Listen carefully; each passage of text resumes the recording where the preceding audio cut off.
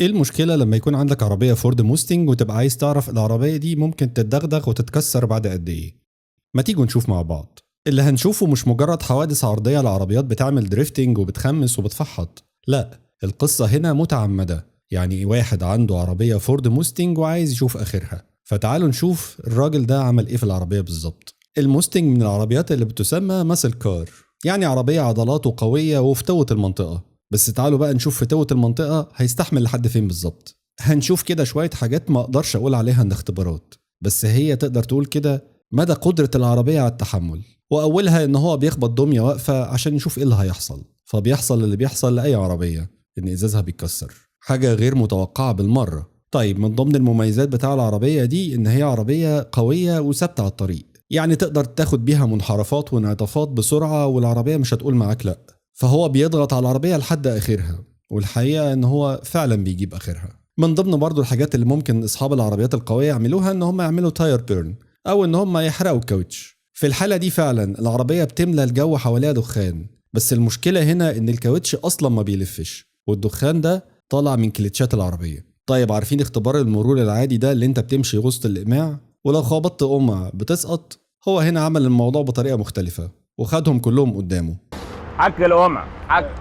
طيب تعالوا بقى نشوف العربية في الأوف رود هتعمل ايه. هو انت تحس ان العربية دي بتاعت عمه اللي واكل ورثه، وعشان كده بيفحتها على قد ما يقدر، في تراب بقى، في زرع، في طين، في اي حاجة ما بيقولش لا. المشكلة ان العربية مش مجهزة للكلام ده، وعشان كده في مطلع زي ده مثلا العربية بتعطل منه وما بتقدرش تكمل. وهنا جت بقى الفكرة النميسة، ان العربية محتاجة تقل ورا، فنعمل ايه؟ نحط فيها طوب وحديد ونملاها على اخرها عشان العربية ما تفركش. وده اللي بيحصل فعلا، ان هو بيمشي بيها في الاوف رود، بس المشكلة ان الطوب اللي حطه بيكسر الازاز وبيخش جوه العربية كمان. كل ده مش مهم، احنا لسه ما جبناش اخر العربية. من ضمن مشاكل الفورد ان هي واطية، فاي حجر تحتها هيوقفها، بس ده ما بيمنعش ان هو يكمل ويضغط على العربية عشان زي ما قلت يجيب اخرها. هنعتبر ده ان اختبار تحمل لقوة العربية، فانها تصطدم ب50 شخص واقف وما جرى لهاش حاجة. سيروني بس ان ده اختبار.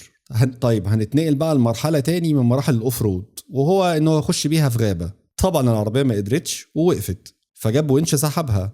نخلص على كده؟ اكيد لا، راح دخل تاني. والمشكلة انه المرة دي قرر ان هو يكمل لحد الاخر، فاكر نفسه راكب جرار زراعي مثلا. المشكلة ان الحقيقة العربية ماشية ما بتقولش لا، بس برضه بتيجي في وقت من الاوقات وبتعطل، بتقولك انا مش بتاعت الكلام ده يا ابن الناس الطيبين. المشكلة بقى الكبرى ان العربية سخنت ليه؟ لانها خدت لها فرع شجرة زي الفل في الريداتير بتاعها قسمه نصين. في الحالة دي تتصرف ازاي عشان تبرد عربيتك؟ ايوه بالظبط كده، هتجيب فنطاس ميه كبير وتفتح الميه على الموتور. حسام، ايوه، هات لي الحبايه من على الجمل بسرعه. المشكله ان العربيه لسه مكمله، فبيبتدي يتنقل لفقره الجمباز. هناخد العربيه ونقعد ننططها كده لحد ما تجيب اخرها. الحقيقه اشهد العربيه دي انها اتحملت حمل جبال، فهو قرر بقى يجيب من الاخر ويقلبها. وزي ما انتم شايفين ده شكل العربيه من تحت بعد كل اللي جرى فيها ده. فالمهم جابوا ونش تاني عشان يعدلوا العربيه، والحمد لله اتعدلت. اخرها دلوقتي تتقطع وتتباع قطع غيار. حتى لما نبص على الفانوس بتاعها نلاقي ان الزيت ابتدى ينزل من الفانوس يا عيني، واكن الزيت ده نزل من جوه الفانوس. هل في حد عاقل يقدر يقول ان العربيه دي تدور تاني؟ الحقيقه سبحان الله العربيه دارت تاني. بس تعالوا بقى اسمعوا صوتها بقى عامل ازاي.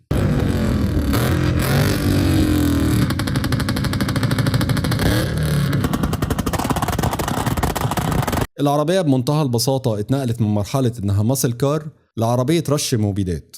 الصوت والدخان هو اللي بيقول كده مش انا. بس يا سيدي، ودي كانت قصة محاولة تحطيم الموستنج.